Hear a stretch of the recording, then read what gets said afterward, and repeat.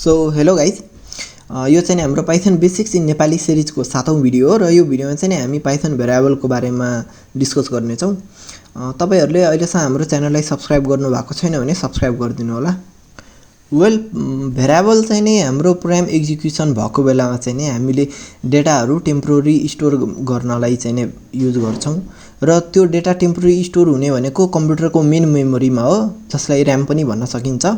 So variable भनेको चाहिँ नि सिम्पली डेटा स्टोर गर्ने कन्टेनर भनेर पनि बुझ्दा हुन्छ। भन्नाले चाहिँ नि एउटा चाहिँ नि भाडा छ, त्यसमा हामीले केही लगाएर भ्यालु हाल्दियौं भनेपछि अब त्यो भाडालाई हामी भेरिएबल भन्ने भयौं। अनि अब अरु प्रोग्रामिङ ल्याङ्ग्वेजहरुमा चाहिँ नि हेर्नु हो भने तपाईले सुरुमै भेरिएबल पहिला डिफाइन गर्नुपर्ने हुन्छ।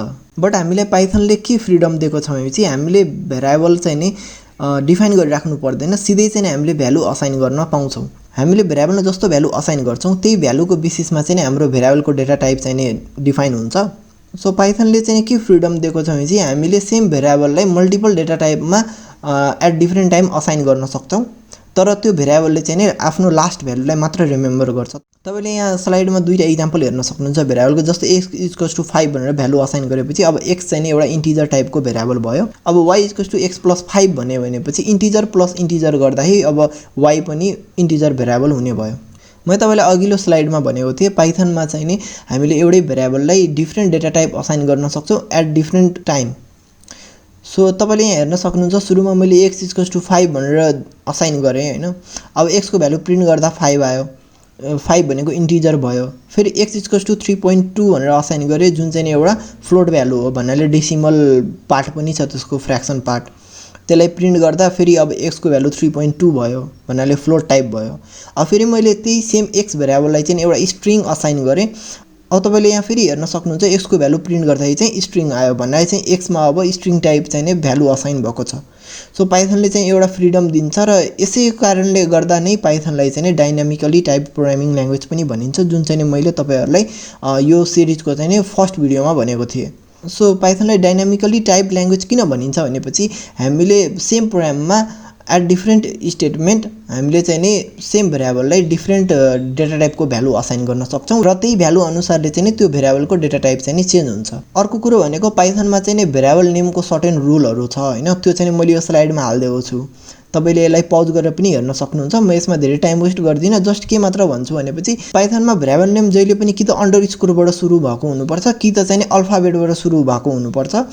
अल्फाबेट क्यापिटल पनि हुन पायो, स्मल पनि हुन पायो। अनि अर्को कुरो भनेको चाहिँ नि पाइथनको भेरिएबल नेमको लागि तपाईले अल्फाबेट र नम्बर मात्र युज गर्न सक्नुहुन्छ र एउटा स्पेशल क्यारेक्टर अन्डरस्कोर युज गर्न सक्नुहुन्छ।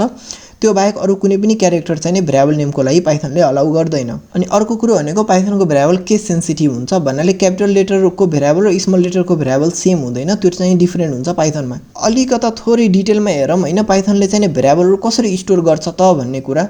जस्तै तपाईले यहाँ हेर्न सक्नुहुन्छ मैले दुईटा भेरिएबल चाहिँ नि असाइन गरेको छु। भेरिएबल 1 मा चाहिँ नि 10.0 भ्यालु छ र भेरिएबल 2 मा चाहिँ ThePyGuy भन्ने चाहिँ एउटा स्ट्रिङ भ्यालु छ। जतिबेला हामीले यो भ्यालु असाइन गर्छौं त्यतिबेला पाइथन इन्टरप्रेटरले के गर्छ भनेपछि यो भ्यालुलाई लगेर चाहिँ नि हाम्रो कम्प्युटरको मेन मेमोरीमा हाल्दिन्छ, त्यो भनेको र्याम।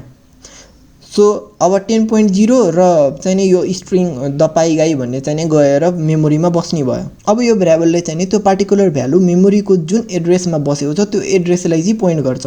सो तपाईहरुलाई यदि सी को अलिकता नलेज छ भने तपाईले यो पाइथनको भेरिएबललाई चाहिँ नि सी को पोइन्टर जस्तै बुझ्न सक्नुहुन्छ। भ्यालु मेमोरीमा स्टोर हुन्छ, त्यो मेमोरीमा जुन एड्रेसमा स्टोर भएको हुन्छ त्यो एड्रेसमा चाहिँ नि यो भेरिएबलले पोइन्ट गर्ने हो। सो यही नै हो पाइथन भेरिएबल चाहिँ ओभरअल कसरी स्टोर हुन्छ त भन्ने कुरा।